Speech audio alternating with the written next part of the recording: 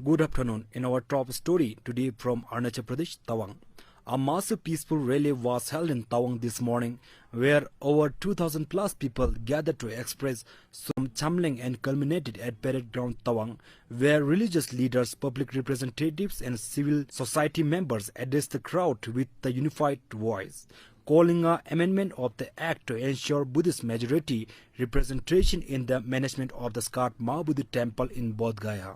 This Skat Mahabodhi temple is the very site where Lord Buddha attained enlightenment, yet under the current act enacted in 1949, the temple's governing body consists of a Hindu majority, raising concerns among Buddhists about rightful custodianship and the spiritual integrity of the site.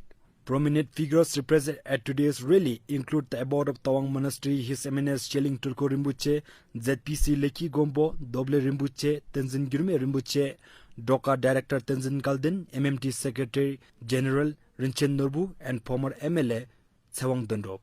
A speaker emphasized that this is not a political issue but a spiritual and cultural concern of a global importance.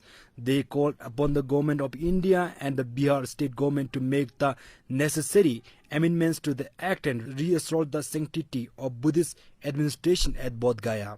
The rally concluded with the mass prayers and chanting, sending strong yet peaceful message from the highlands of Tawang to the rest of the country and the world, that the Buddhist community stands united in protecting its most scarred heritage. This was our report from Tawang, where a peaceful call for justice echoed across the Himalaya today. Stay tuned for more updates. तो इस वक्त हमारे साथ बने हुए हैं मनपा मिमांग सोकपा के सेक्रेटरी जनरल श्री रंजन नरबू जी। तो उनसे हम जानेंगे कि आज का जो इस मास प्रोटेस्ट रैली है जो बोध गया टेम्पल इश्यू को लेकर है, तो उनके इसके बारे में उनका क्या राय है और मनपा मिमांग सोकपा का इसके ऊपर अपना क्या राय है। सबसे पहले आप सबको नमस्कार।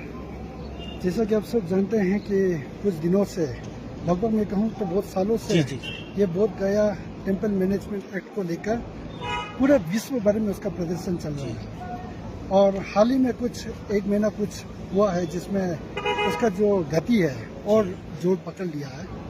तो इसको लेकर लद्दाख में भी कुछ दिन पहले इस प्रकार का एक पदयात्रा हुआ है। आज तवांग में भी वन क्षेत्र का ये तवांग बहुत ही एक महत्वपूर्ण जगह है जिसमें कुछ गैर संस्कारी संस्थाओं ने लेकर, जैसा कि अमसू हो गया, पीएम मनपा फाउंडेशन हो गया, तो उन सभी ने मिलकर एक बहुत बड़ा एक पदयात्रा आज छमलंग से लेकर यह तवांग पैरेड ग्राउंड तक निकाला है।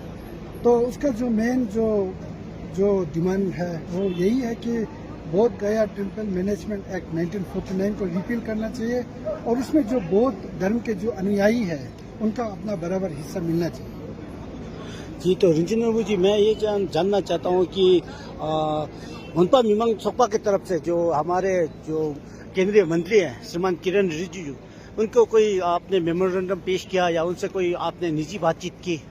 हाल ही में तो ऐसा कुछ हुआ नहीं, लेकिन आज का इस पदयात्रा को लेते हुए हमारा ये अपने जो एग्जीक्यूटिव मेंबर से बात हो चुका है कि आने वाले समय पर ये दिरांग में भी इस प्रकार का पदयात्रा हो, खलकतांग में भी इस प्रकार का पदयात्रा हो, और पूरे जो सेंट्रल एग्जीक्यूटिव मेंबर्स जो मनपा मिमांग सोकपा है उसके द्वारा 1 या 2 दिन के अंदर हम लोग गवर्नमेंट ऑफ इंडिया को मेमोरेंडम देंगे। और साथ में बिहार सरकार को यह निवेदन करते हैं कि आप समय आ चुका है कि जो बौद्ध के जो अनुयायी हैं उनको 1949 एक्ट को रिपील करते हुए उनको अपना हक दिया।